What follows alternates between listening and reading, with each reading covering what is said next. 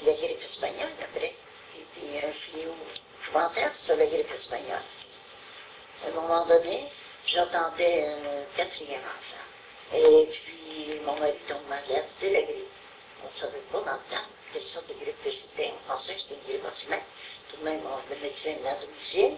Le médecin est venu, puis il l'a soigné, et puis ça l'a pas vite son rétablissement. Ça l'a bien lentement. Puis quelques semaines après, dans le voisinage, quelqu'un tombait malade de la grippe, puis il en mourait au bout d'une journée, au bout de 2 jours. Enfin, on a pu savoir que c'était la grippe espagnole. Pourquoi la grippe espagnole? L'origine était peut-être en Espagne, l'origine du virus, je ne sais pas. C'était curieux, mais c'était comme ça. Les personnes âgées n'étaient pas atteintes de la grippe, ni les enfants. C'était plutôt les personnes d'âge mûr, en parfaite santé.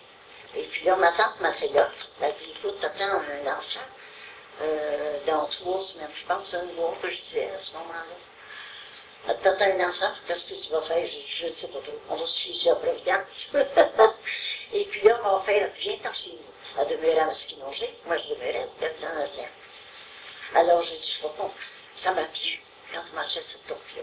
Mais tout de même, j'ai dit, je vais consulter mon médecin. Puis le lendemain, le médecin a passé avec mon mari. Puis je lui ai dit ça. Ben, il dit, faites ça vite, puis si vous n'avez pas de malaise avant de partir, c'est pas tellement loin. Il dit, partez. Faites ça au plus vite. En 1918, il n'y a pas question de me dire. Il y en avait peut-être 1 ou 2. Et puis là, on a pris un chantier, on avait un cheval pour nous conduire à la gare de Trois-Rivières.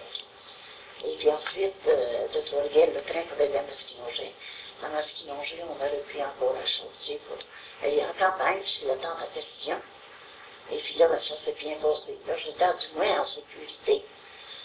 Alors, la semaine suivante, l'enfant est venu moi. Puis elle s'en en pleine santé. Et puis, j'ai relevé en pleine santé aussi. Un fait à signaler, peut-être un beau-frère qui demeurait tout près de chez nous. Il venait à la maison, il frappait à la porte de la cuisine. Et puis quand il me voyait, il s'informait comment allait mon mari. Puis je lui disais, tranquillement, pas vite, comme c'était le cas. Puis il arrivait d'entrer. Puis ce pauvre homme, le surlendemain, on a entendu qu'il était mort. Il était en parfaite santé quand il venait. Je s'informais de mon mari. Puis il rentre chez lui, puis il tombe malade le lendemain. Le matin, à mon réveil, moi, j'ouvrais la porte en avant, là. Et puis, je regardais où était le porte-pierre. C'était d'un côté, à droite, à gauche. C'était un parent, c'était un voisin, c'était un ami. Mon docteur, même, que j'avais eu. Je m'ai conseillé de m'en aller à Masquinongé pour avoir mon enfant. Quand je suis revenue, il était mort la grippe espagnole. Dans ce temps-là, c'était l'expression sur les planches. Les mourants, il n'y avait pas de flèche funéraire. Alors, il était sur les planches avec un grand drap blanc. On s'exposait comme ça, à domicile, dans nos demeures. Et puis là, pour indiquer qu'il y avait un mort à la maison, il y avait un gros crêpe en dessus, bien épais, bien long et noir et pesant sur la porte principale du domicile. Ça indiquait où était le mort.